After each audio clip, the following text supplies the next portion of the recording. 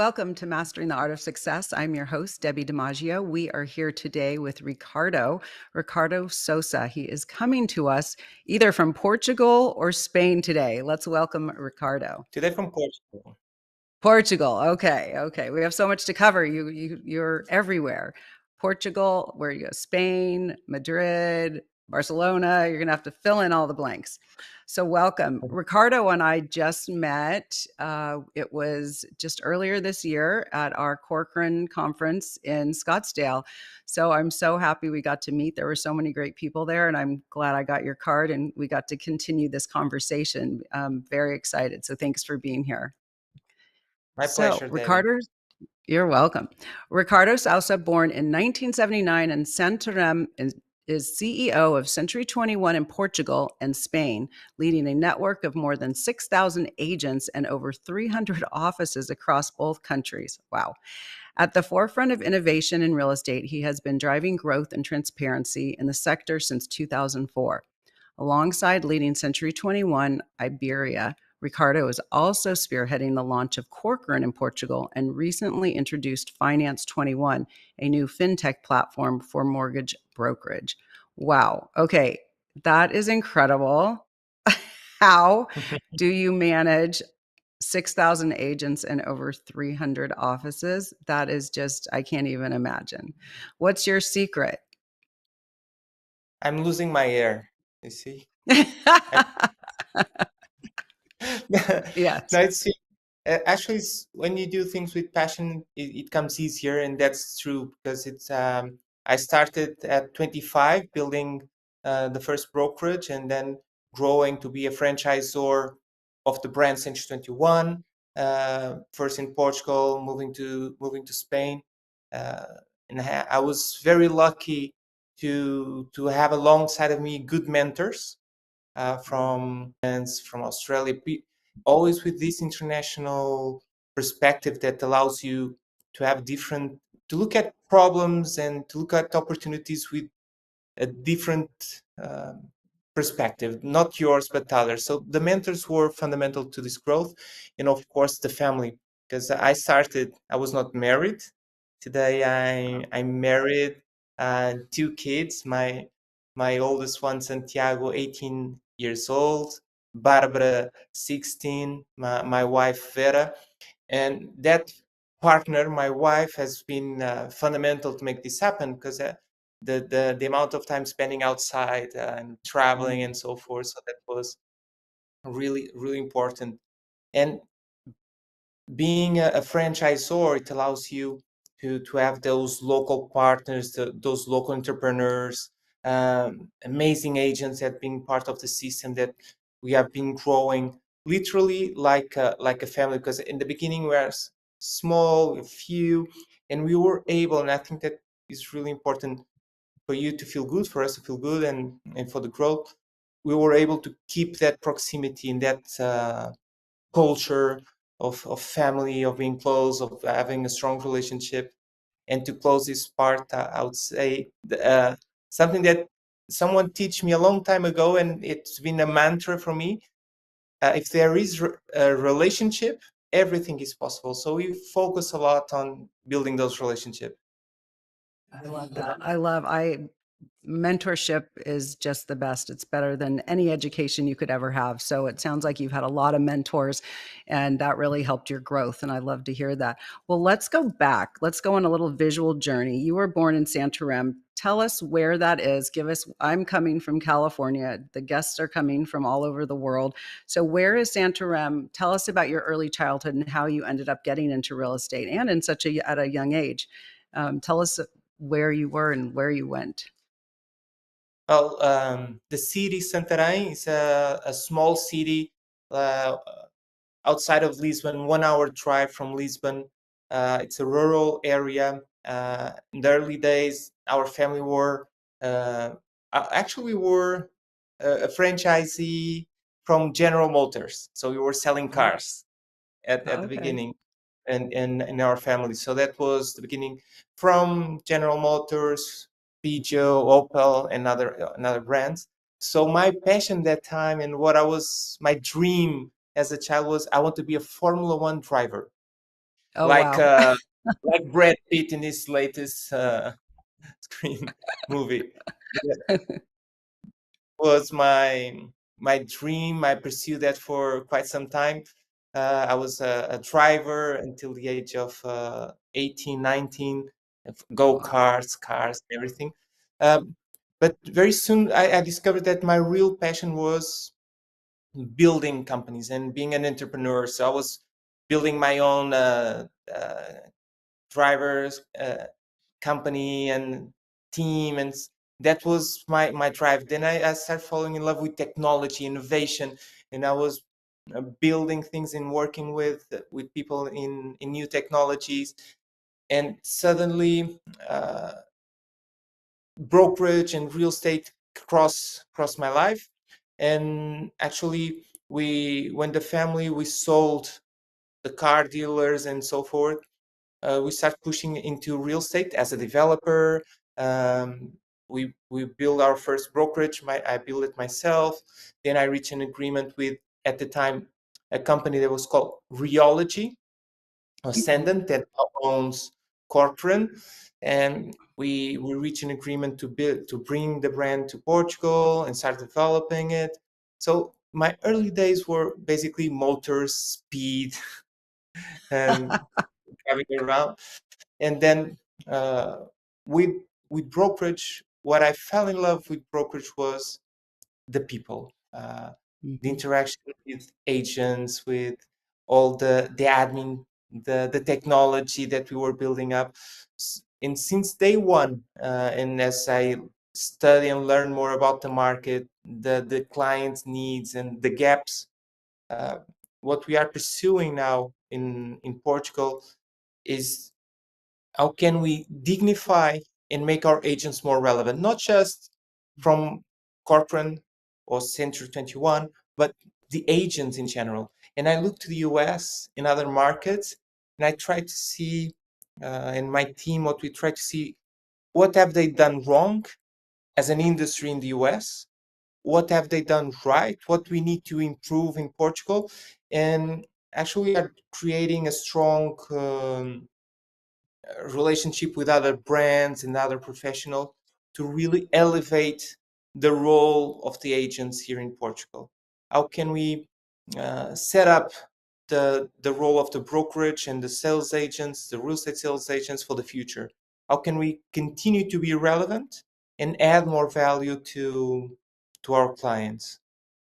So what sort of things are you doing? Are you talking about cross collaboration, or what are some of the things that you're coming up with to make them more valuable?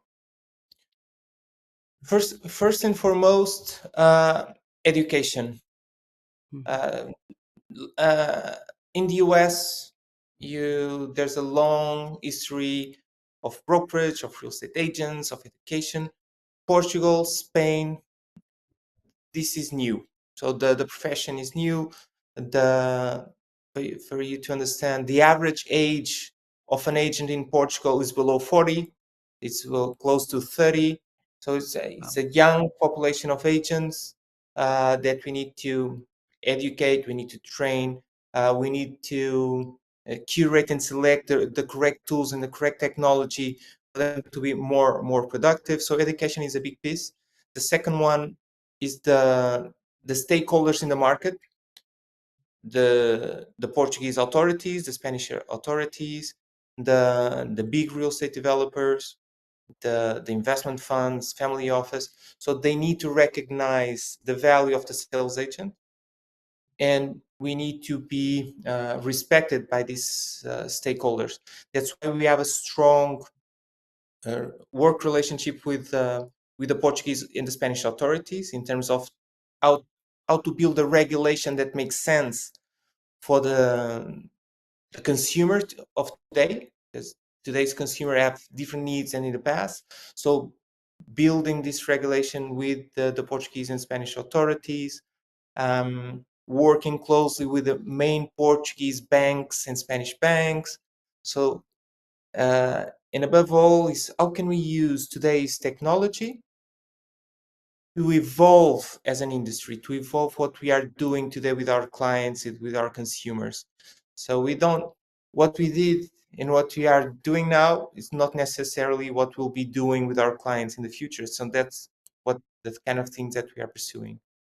I love it. And I think with a young population too, they're going to already have the skills and knowledge to really maximize their social media and their branding, because that's such a big part of real estate now. When I started, I've been in the business 35 years. So the internet hadn't even, there was no Google, there was no internet, there was no social media. So some of the people didn't, as they got older in real estate, because there's people in their 70s and 80s still practicing real estate. So the technology will be great. Your younger generation will be able to pick up on that much quicker, which will propel your business faster. So correct me if I'm wrong. I've been doing a lot of research. I grew up in California, been here forever, just got my Italian passport on Friday. Could not be more excited. So I have visited Italy, and there are strict licensing for real estate. I've interviewed some agents and attorneys in Marbella. And as I understand it, and correct me if I'm wrong, because rules change, that in Spain, you do not need a real estate license. And is that the same in Portugal? Well, in Spain, that's really an issue that we are addressing as an industry. There's no kind of licensing, there's no education needed. So it's really, I would say, like the Far West. So uh, it's an issue we are addressing. In Catalonia, Barcelona, we were able to implement. No, it's not really a license, but you need to be registered to be able to operate, and you need to have an education to start. And that's just Catalonia. We are now doing the same for Baleares, Ibiza, Mallorca, that already the local authorities have done the buy-in. We are starting. In Madrid area, we have an optional license. I don't understand why they created an optional license. Right. We, we are working with the local authorities to change that, because the responsibility that we have as agents, and in the sake of the consumer, to protect the consumer, that it needs to be some kind of licensing for it to make sense. So that's Spain. In Portugal, it's different. The broker, the company owner needs to have a license, and the company needs to have a license, but the agent doesn't need to have the license. So, and we expect an upgrade on this regulation and licensing process. And we expect by 2026, next year, an agent will need a license to be able to operate in Portugal. I better get there quick, because I'd like to start practicing real estate, but obviously I don't have my license there yet. So you were speaking, let's go back to what we were talking about a minute ago. You were speaking about the authorities and in Portugal to work with you as a company and all the agents. So it sounds like when you say authorities, like we have the DRE, the Department of Real Estate, it sounds like maybe you don't have that set up yet. Is that correct? No, we don't have it yet. We have our National Association of Realtors, our NAR, both Oh, in okay. Portugal and Spain. But we are not there yet. It's something that we need to pursue.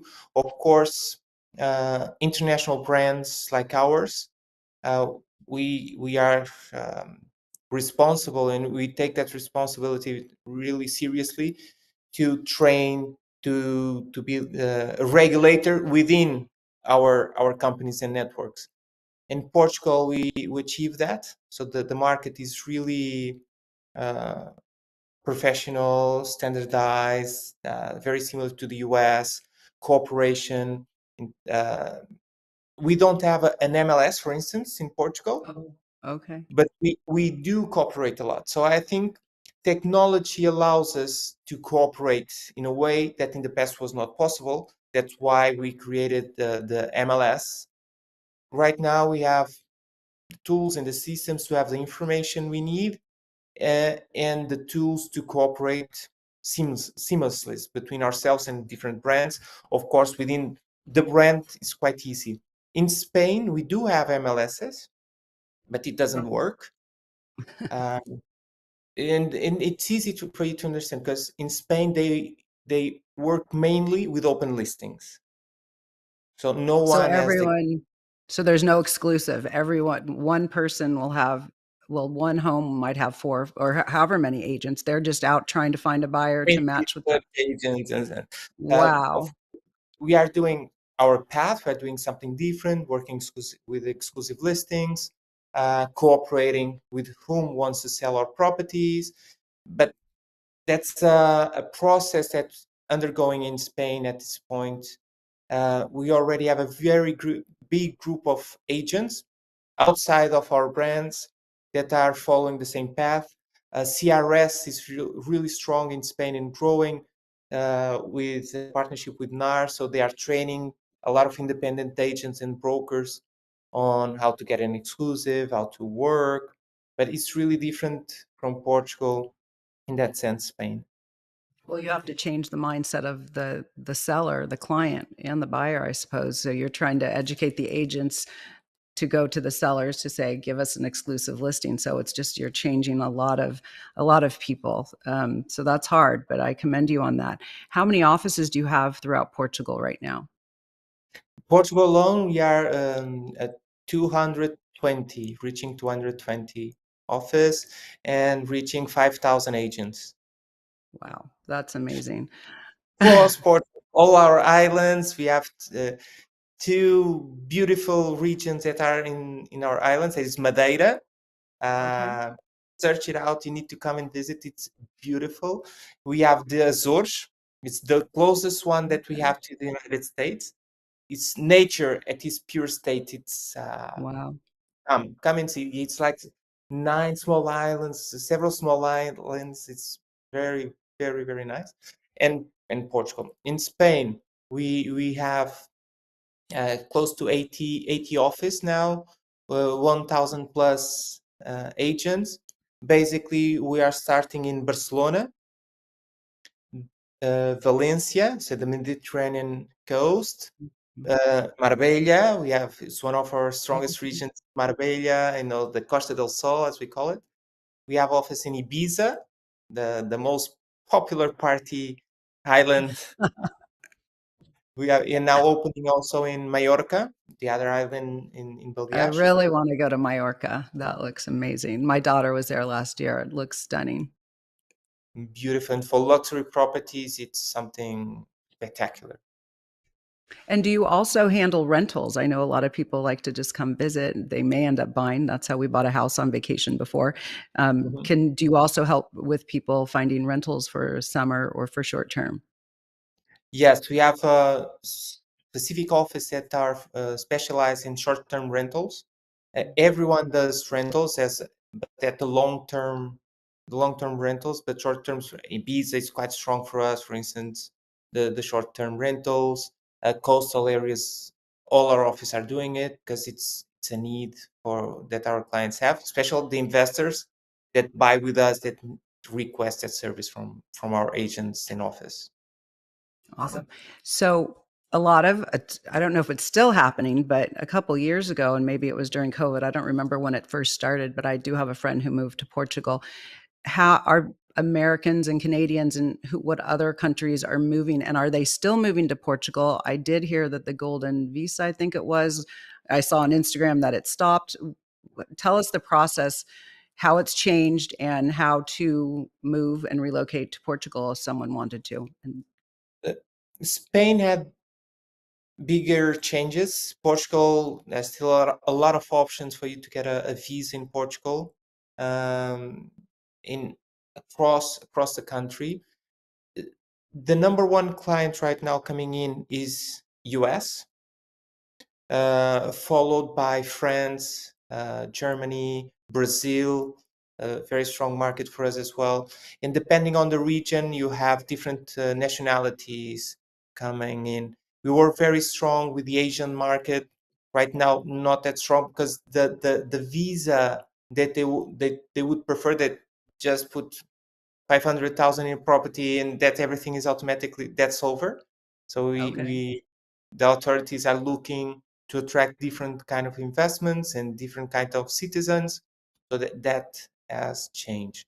But uh, the US has become one of our major clients. I think One, we have now several flights coming in from different cities of the US: San Francisco, LA, Miami, Boston, Chicago, New York, coming into Lisbon, Porto, and Faro, and Azores, of course, a lot of flights there. And we have Comporta. Comporta has become a destination for US. It's like our Hamptons. It's just Oh, wow. 1 hour drive from Lisbon south, going south. It's beautiful. The beaches there, the long sandy beaches, the nature, the luxury market there is something that you need to come and visit. Actually, we are receiving dozens of Corcoran agents this last couple of weeks and months that are coming and visiting as tourists and as looking in what kind of Right. market we have now. Algarve is also a region that is very attractive for UK buyers. Traditional UK and Ireland are very strong buying in Portugal, Spain. The difference between Portugal and Spain, our international market is high-end and luxury. If you go to Spain, they go from areas like Alicante, Murcia, that you will have a front beach house for less than 200,000 euros. And of course, then you go to Marbella or to Mallorca and you have the 20, 30 million villas. So it's more, the range is much bigger. So you attract different kind of clients and investors in these two markets. Portugal has become more selective in that sense. It's smaller, more boutique, it's more nature, sustainable. Uh, it's different. So let's say Portugal, someone wants to come in, do they, what are, for, let's just say US, someone wants to relocate, what do they have to do to relocate to and to be a citizen or to be able to stay long term in Portugal? Well, the process is quite easy, and what we see in terms of opening a bank account, get your mortgage here. That's much cheaper than the US. The agents, especially if you will select one of the international brands, you will find a very similar service that you will find in the US. The lawyers that have partnered with the state agents, they are very proactive and very experienced and seasoned on taking care of all the paperwork for you. For instance, in our company, we have integrated mortgage brokerage. So all our agents in our office are ready to not only advise you on all the legal aspects, becoming a citizen, to open your bank account, to get your paperwork done. And it's very fast nowadays to go through all this process. And I'll be more than glad to share with you, Debbie, and so you can share to all your listeners and followers very simple book on what you need to invest in Portugal and Spain That and to would be get. wonderful. Yeah, I'd love that. We're going to go to commercial break. We'll be right back with Ricardo and Mastering the Art of Success. Did you know that your beliefs create your entire reality, but it's the subconscious beliefs that do most of the creating? Belief shifter and life coach Shiraz can help you identify those limiting beliefs and eliminate them, often in a single session. Like, it was almost instant. Like, I had relief right away. Creating better health, relationships, careers, and finances. Let Shiraz help you step out of safety and into awareness. Definitely something's happening. It's like a flow inside. Yeah, it feels good. Whether in person or online, Shiraz provides personal coaching, belief shifting. Visit Shiraz at energeticmagic.com or call 416-529-7429. Energetic Magic. Find your greater happiness. Be well. Be aware. Be magical.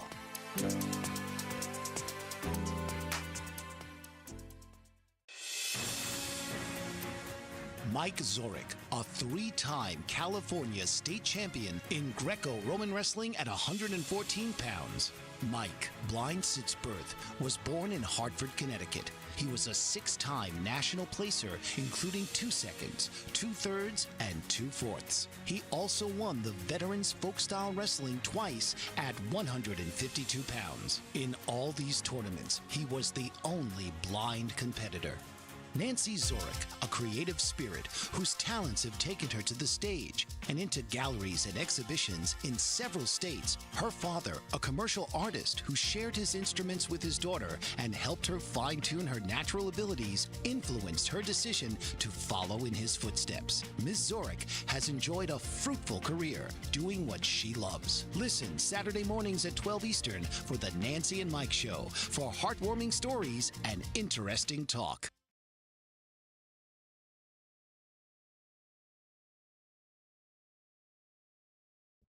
Welcome back to Mastering the Art of Success. I'm your host, Debbi DiMaggio. We are here with Ricardo. He is coming to us from Lisbon, Portugal. We're talking about Portugal, Spain, Madrid, Lisbon, Barcelona, and he is going to give me a little booklet. So if you want to relocate from from the US, let's say, to Portugal or Spain, he's going to present that to me so I can, if you reach out to me, I'm happy to share that with you. So let's dive into just more about you, Ricardo. So since 2004, you've been leading growth and transparency in the real estate sector. Looking back, what were some of the most pivotal decisions that shaped your career and success? Well, by focusing in what I'm doing now, in the project at Century 21 in Corcoran, we had a huge moment. We started in 2004, at the end of 2004. So we really launched our brokerage business. We were very excited. I was 25 years old at the time. So I was dreaming on doing something big and incredible and growing very fast. And 2007 came, and the financial crisis came, and everything went, well, it's over. Will we close it down? What will we do? We're just launching, putting the money in. Nothing was happening. We already have agents. Our first office open, and that was a moment that we had to make a decision that what really is important and what really matters changed that time. And we were in the position that we need to be there for our people, for our agents, for our brokers. And at that time, it was not about the money, it was about the people. Because how can we help them survive? Being independent contractors, you live on a commission, don't have anything, transactions were not available in the market, there's no mortgage available for anyone. And that was a moment that we changed the way that we were looking at the business, and they changed the purpose of our business. It's not let's go out and do a transaction and let's go out and it's helping people, being side by side with our clients that were being foreclosed, uh, helping find a solution. So that really shaped us as a company and for me as an individual. That was a moment that we were forced to see what really matters in life, and it's not the shiny things, not. And that was the moment that you saw who do you really have by your side, who is your friends, who are the real partners that you have in business, or the ones that would run away as fast as they could. They would run away from you from business. Oh, real estate, I'm going away. That was a really life-changing moment for us, for me personally, on and we were able to rebuild, refocus, change the plan, because the plan was one that we really need to change very fast and need to be agile. We need to really be who do you want by your side in that moment is different. So that reshaped us as a company, and me as an individual. So that was a really crucial point in my life in real estate and personally. The second moment that really shaped us and me personally was COVID and the pandemic. We need to make a fast decision.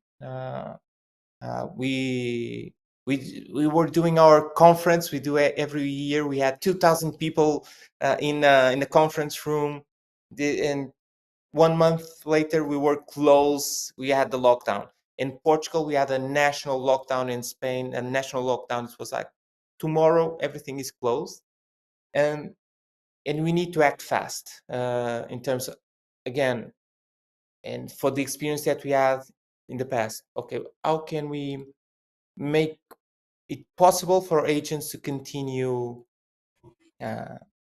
striving and helping their clients? How can we help everyone to keep their sanity and being alive, literally alive? How can we close all the office? By that time, we had more than 100 office already. So close down all the office. How can we continue servicing our clients? Guarantee that all our people get paid on time, their salaries, their commissions, everything that was going on. How can we keep the momentum going? And this was the moment that we jumped in terms of not only as the perception in the market, but our market share. Because not only we kept going, we invested. We went on national television with how to adapt to the situation. So our spots were not pure advertisement. It was helping people that were locked down how to adapt to this new situation, and we invest a lot in advertisement during that period. Fortunately, we were always a tech company, so we were investing a lot in technology. So we were doing a lot of webinars, a lot of podcasts by that time. Everything very active with our agent, with our customers. We were able to build with the Portuguese banks workflow that allows us to get the appraisal, the mortgage, everything ready. And during that period, what we also were able to do with the Portuguese and Spanish authorities was we need to get our agents on the street again. We need them to doing the showings. We need our office open, because what we do is really, really important. At this time in Portugal, everything was closed, everything.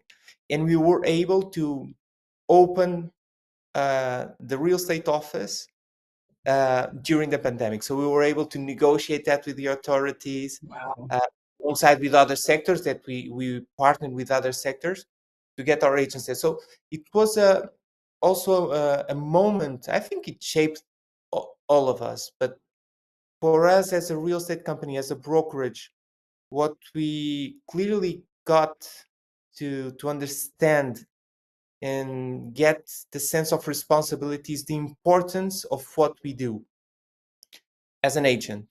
The need of our service is really important. People value what we do.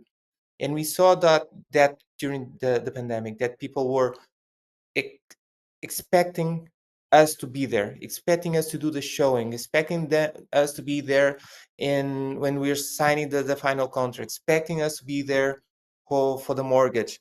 And that was really, this makes sense. What we do matters, and what we do matters today and will matter in 10, 20 years from now. And technology will only empower us more to do more for our clients. I 100% agree. Clients rely on us for so many things. When I get done with the podcast, I'm going to go pick up my neighbor who's 89, and I'm going to take her to register for the retirement home she's moving into. I mean, no AI, no robot's going to do that. She needs my help, right? So yes, technology, 100%. It's helpful and it will help us improve and take better care of our clients and have access to information. But I do not think anyone can replace the real estate agent. So when we were going through lockdown, I remember how fast things were moving, right? It was all of a sudden everything was shut and you're like, what? And it's amazing how quickly different companies or types of companies evolve from remote working. I don't know how long it was. I don't think it was a week. We became essential at some point. I think it was about a week. We became essential, and then there was all kinds of documents that we had to go through, and those changed and evolved.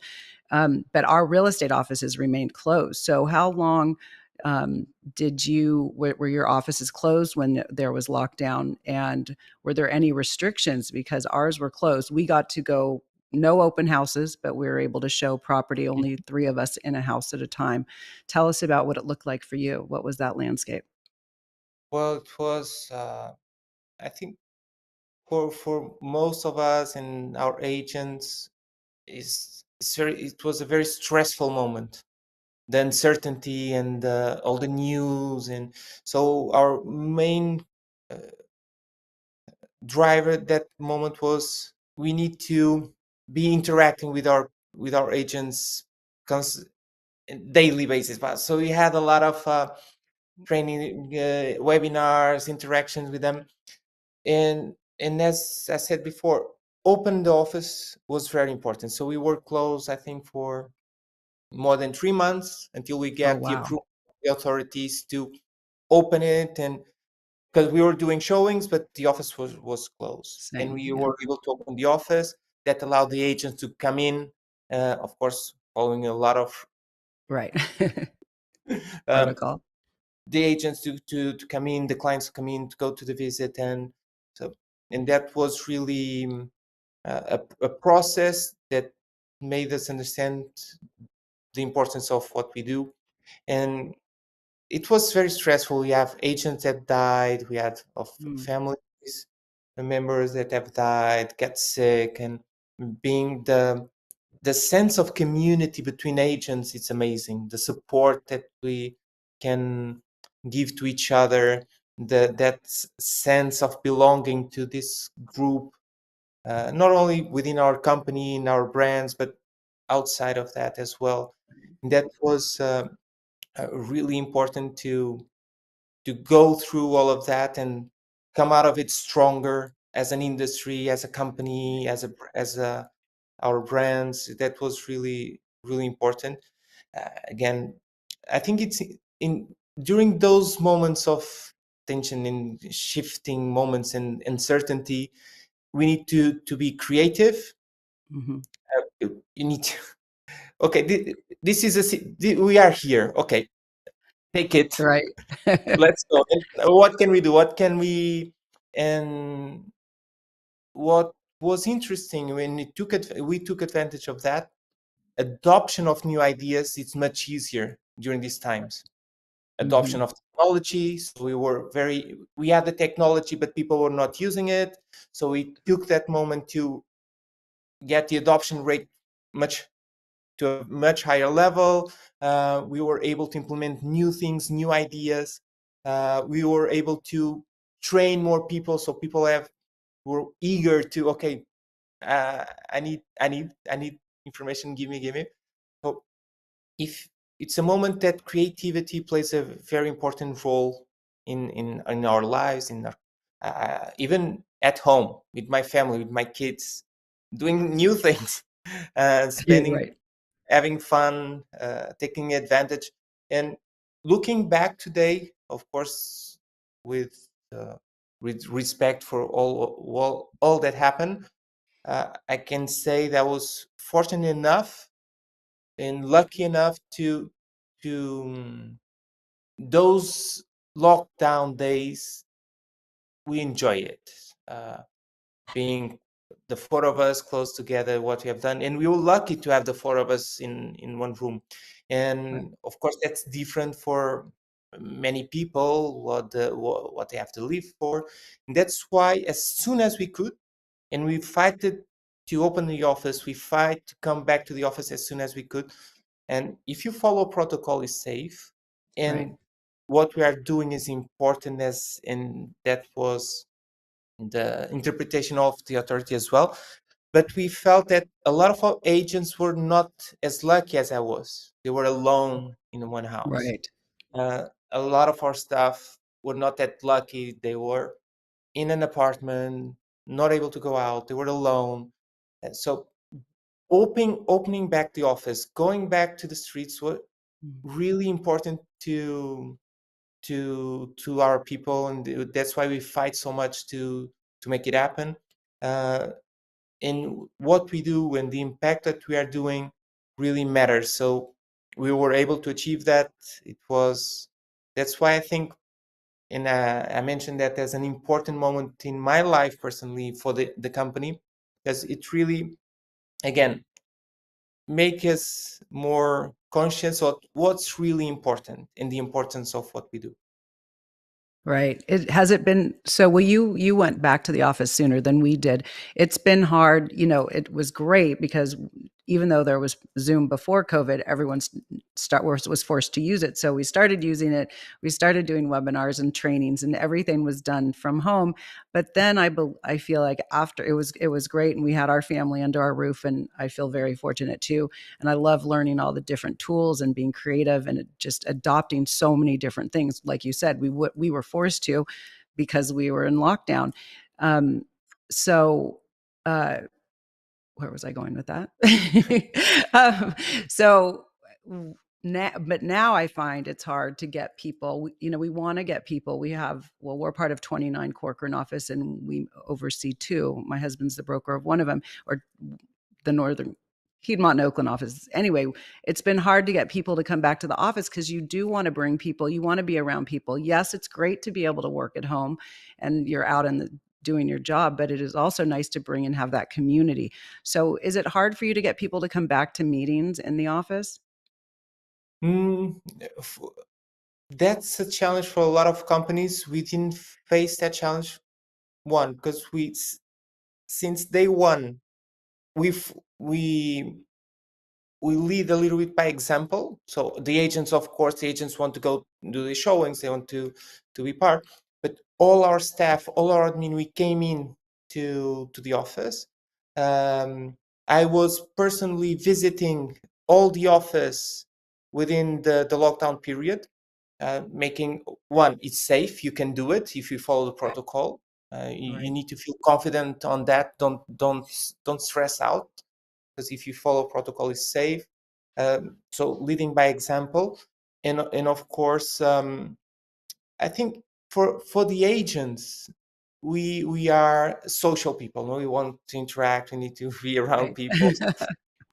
Of course, a lot of things have changed. The time spent in the office, but we didn't found, for us, it's not an issue, because we do have that community, that sense of belonging, and we really work to have that culture of being together, of being close, of not fun, let's do a party, but really to be there for each other, and to support the agents, and to have the admin people in the office. So we created that culture. So for us, it was not difficult to come back and to be in the office, because we do believe in the power of culture. We Right. do believe in the power of authenticity. And for that, you need to be in, you need to interact, shake hands, hug. And we are huggers, as you know, in Italy, Portugal. Yes, absolutely. No, I believe it's definitely great. Yes, to have celebration and parties together with your agents, but also to have people in the office, because when you're in the office, deals happen. You hear about things you might not hear of. I mean, there's been a number of times where you're just chit-chatting and you say, "Oh, I have a client for that." And then you just put a buyer and seller together. So it's super important to be in the office as much as you can. So you've spoken, well, you came from technology, you embrace a lot of technology. Share some of your favorite platforms or tools that you use to help your real estate agents. Well, that has been, and myself as a decision maker for the company, that's a big challenge, because every day someone is trying to sell us something new, Yes. something that is gonna blow your mind away, gonna give you'll be more productive, your agents will improve, blah blah. So every day something new is coming up, and for us and for the agents, it's more today. It's really more about which technology to use, which technology really make an impact and create value to my clients and to my daily activities.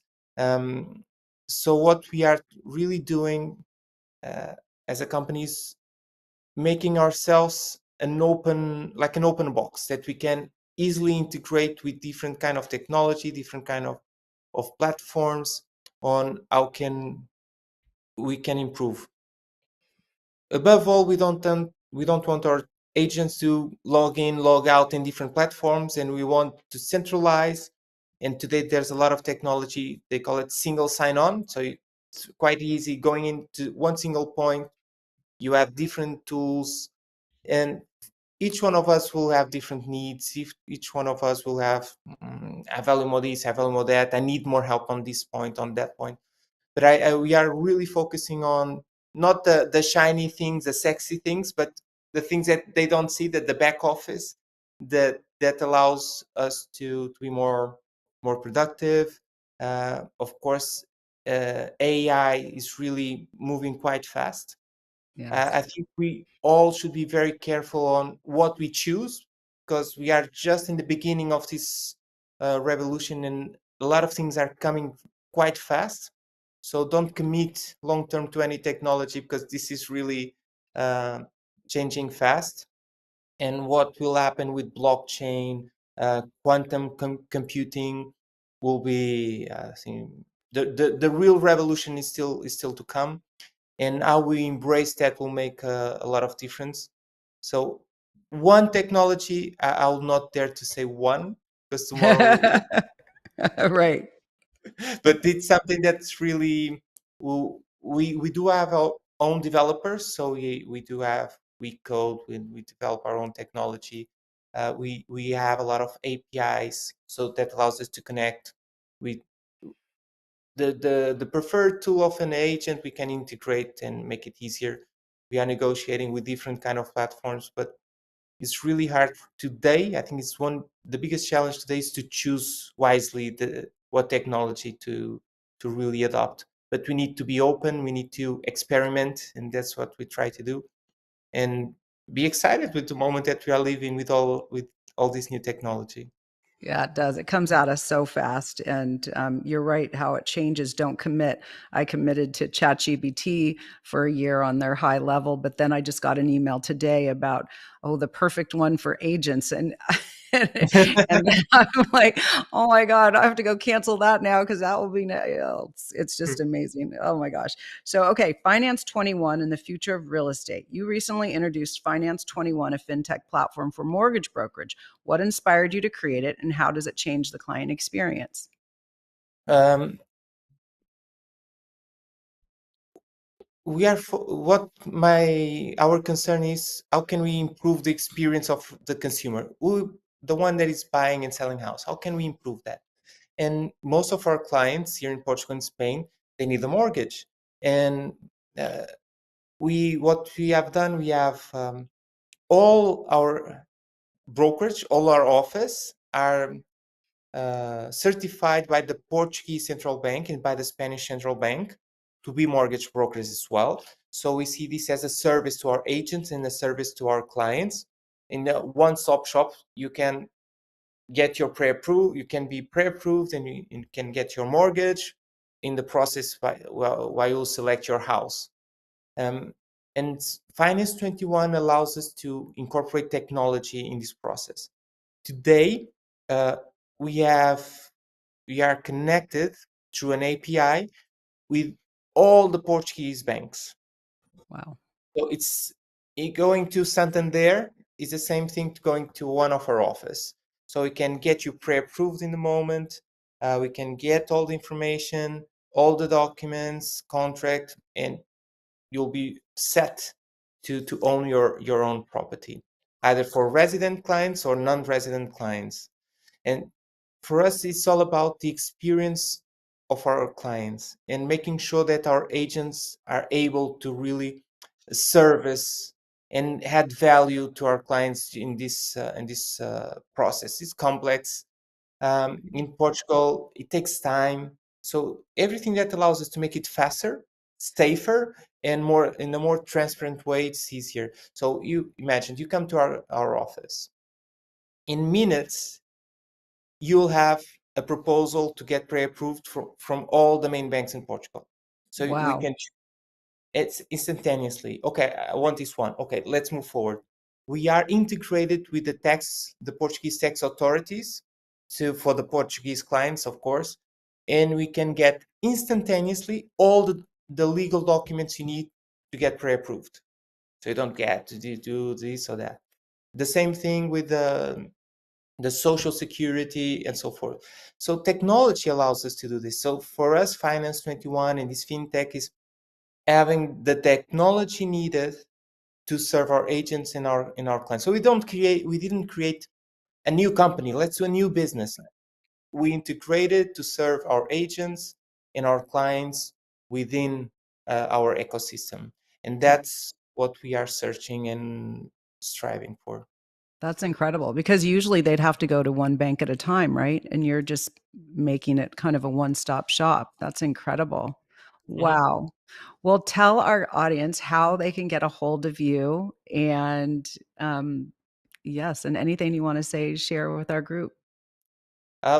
Just say thank you. I'm so grateful to be here. From when we met in Scottsdale to today, um, I have a friend once told me, don't do business with friends, but make friends in business. And I'm so happy to be able to call you friend and to invite you to come and visit us in Portugal and Spain and spend some time. So I'm so grateful for this opportunity to be here with you and all your followers that can follow me in Instagram, LinkedIn. That will be the main ones. I'm trying new things now, like TikTok, but Instagram and LinkedIn will be the best way to find me and to connect with me. And anything in Portugal or Spain, help to find a good agent to send a referral, or if you want to get some business from Portugal, Spain to the US, we have investors going in to the US, mainly the Newark, Boston area, San Francisco as well, Miami. A lot of clients from, especially in the hospitality investors are going in. So if you have good opportunities, let us know, and we'll send our clients as well. And looking forward to host you here in Portugal and Spain.